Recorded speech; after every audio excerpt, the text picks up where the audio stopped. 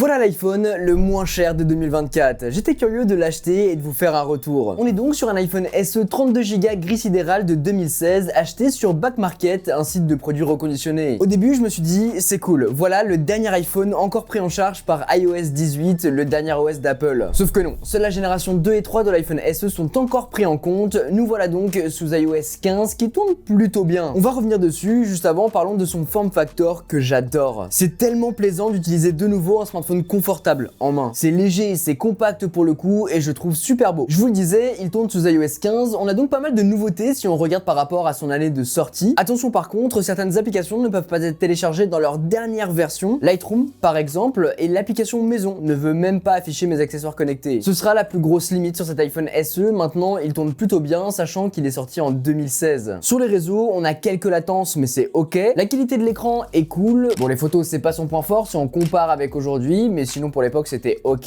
Mais le pire, ce sera la batterie qui est foutue. J'ai acheté un iPhone de qualité correcte sur Back Market. C'est un vendeur tierce qui le vendait sans proposer l'option de mettre une batterie neuve, on a une batterie normale. En vérifiant, l'iPhone est livré avec une batterie à 89% de son autonomie et donc ne tient même pas une demi-journée. Je dois donc changer sa batterie si je veux l'utiliser convenablement, sachant qu'elle cause beaucoup de bugs. Je vous explique tout dans ma dernière vidéo sur YouTube, mais si vous voulez acheter un iPhone pas cher, prenez-en un avec une batterie neuve, vous devrez quoi qu'il en soit en racheter une nouvelle. En tout cas,